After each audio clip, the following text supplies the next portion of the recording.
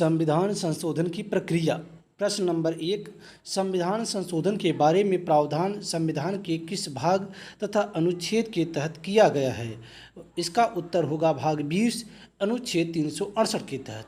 जैसा कि विदित है, आप सभी लोग जानते हैं कि भारतीय संविधान में कुल 22 भाग, अनुच्छेद 395 और 12 अनुसूचियाँ हैं। प्रश्न नंबर 2, भारतीय संविधान में संशोधन की प्रक्रिया किस देश के संविधान से प्रेरित है? यह प्रेरित है दक्षिण अफ्रीका के संविधान से। प्रश्न नंबर 3, भारत में संविधान संशोधन का अधिकार किसे दिया गया है? इसका उत्तर होगा संसद को। प्रश्न नंबर 4, कितने प्रकार से संविधान में संशोधन किया जा सकता है? इसका उत्तर होगा 3 प्रकार से। ये संशोधन किस प्रकार से किए जाएंगे? 3 प्रकार से। पहला है साधारण बहुमत के साथ, दूसरा है विशेष बहुमत के साथ और तीसरा है विशेष बहुमत प्लस आधे राज्यों के अनुसमर्थन से। प्रश्न नंबर 5, साधारण बहुमत से क्या तात्पर्य है? इसका उत्तर होगा सदन में उपस्थित और मतदान करने वाले आधे से अधिक सदस्यों का बहुमत। विशेष बहुमत से क्या तात्पर्य है? इसका उत्तर है संबंधित सदन की कुल सदस्य संख्या के बहुमत तथा उपस्थित और मतदान करने वाले सदस्यों का 2/3 बहुमत। प्रश्न नंबर 7, भारतीय संविधान में संशोधन करने के लिए शुरुआत किसके द्वारा किया जा सकता है? इसका उत्तर है लोकसभा या राज्यसभा द्वारा। इसका मतलब ये निकलता है कि भारतीय संविधान में जो संशोधन किया जाएगा उसका प्रस्ताव संसद के किसी भी सदन में पेश किया जा सकता है। प्रश्न नंबर 8, अनुच्छेद 368 में संशोधन किस प्रक्रिया द्वारा किया जा सकता है? इसका उत्तर है संसद के प्रत्येक सदन के विशेष बहुमत तथा कम से कम आधे राज्यों के अनुसमर्थन से। एक क्वेश्चन विशेष रूप से आप समझें, यहाँ पूछा ये गया है कि अनुच्छेद 368 जो संविधान में संशोधन की प्रक्रिया को बताता है, अगर इसमें संशोधन करना है तो किस प्रक्रिया के तहत संशोधन किया जाएगा? वो प्रक्रिया है तीसरी, संसद के प्रत्येक सदन के विशेष बहुमत तथा कम से कम आधे राज्यों के अनुसमर्थन से।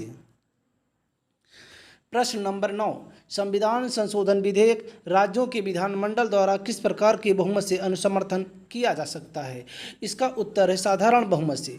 जो संशोधन की प्रक्रिया का जो तीसरा स्टेप है, जिसमें बताया गया है कि विशेष बहुमत प्लस आधे राज्यों के विधानमंडलों के अनुसमर्थन से, उसी प्रश्न का ये उत्तर है कि जो राज्य अनुसमर्थन करेंगे वो किस बहुमत से करेंगे। यहाँ उत्तर है साधारण बहुमत से। प्रश्न नंबर 10, संसद के दोनों सदनों द्वारा पारित संविधान संशोधन विधेयक किसकी अनुमति के पश्चात अधिनियम बन जाता है? इसका उत्तर होगा राष्ट्रपति की।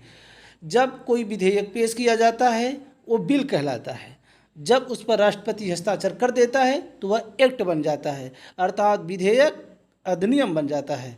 प्रश्न नंबर 11, लोकसभा द्वारा पारित किसी संविधान संशोधन विधेयक को यदि राज्यसभा अस्वीकार कर देती है तो इसका क्या परिणाम होगा? इसका परिणाम ये होगा विधेयक अंतिम रूप से समाप्त हो जाएगा। प्रश्न नंबर 12, संसद की मूल अधिकारों में संशोधन की शक्ति का प्रश्न सर्वप्रथम किस वाद में विचार के लिए सर्वोच्च न्यायालय के समक्ष आया था? इसका उत्तर है शंकरी प्रसाद बनाम भारत संघ के वाद में। संसद के मूल अधिकारों में संशोधन की बात आई तो प्रश्न ये आया, क्या संसद मूल अधिकार में संशोधन कर सकती है? इस प्रश्न का पहला वाद शंकरी प्रसाद बनाम भारत संघ वाद में आया।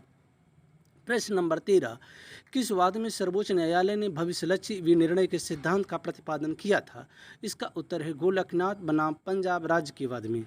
प्रश्न नंबर 14, सर्वप्रथम किस संविधान संशोधन द्वारा अनुच्छेद 368 में संशोधन किया गया था?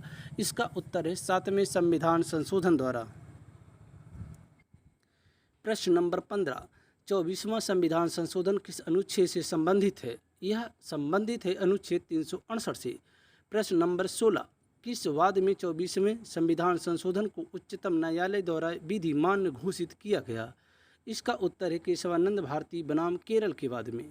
प्रश्न नंबर 17, केशवानंद भारती बनाम केरल राज्य के मामले में किस संविधान संशोधन को अविधिमान यानी असंवैधानिक घोषित किया गया? ये इसका उत्तर है 25वें संविधान संशोधन अधिनियम 1971 को। प्रश्न नंबर 18, सर्वोच्च न्यायालय ने आधारभूत ढांचे का सिद्धांत किस वाद में प्रतिपादित किया था? इसका उत्तर है केशवानंद भारती बनाम केरल के वाद में। प्रश्न नंबर 19, आधारभूत ढांचे का सिद्धांत किससे संबंधित है? यह संबंधित है संविधान संशोधन से। प्रश्न नंबर 20, किस संविधान संशोधन द्वारा अनुच्छेद 368 में उपखंड 4 तथा उपखंड 5 जोड़ा गया था? इसका उत्तर है 42वें संविधान संशोधन द्वारा। प्रश्न नंबर 21, 42वां संविधान संशोधन किस समिति की सिफारिश के आधार पर किया गया था? इसका उत्तर है स्वर्ण सिंह समिति की सिफारिश पर। ध्यातव्य है कि स्वर्ण सिंह समिति की सिफारिश पर ही संविधान में मूल कर्तव्यों को भी जोड़ा गया था।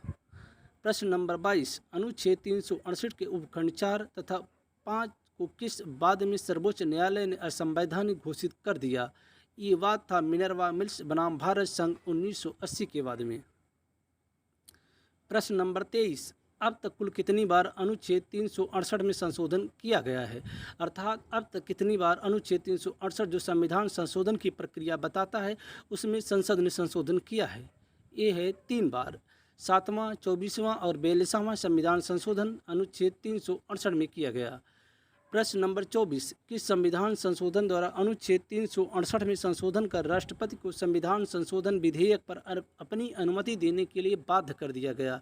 अर्थात जो संविधान संशोधन विधेयक होगा जब संसद द्वारा पारित कर दिया जाएगा उस पर राष्ट्रपति अपना हस्ताक्षर या अपनी स्वीकृति देने के लिए बाध्य है।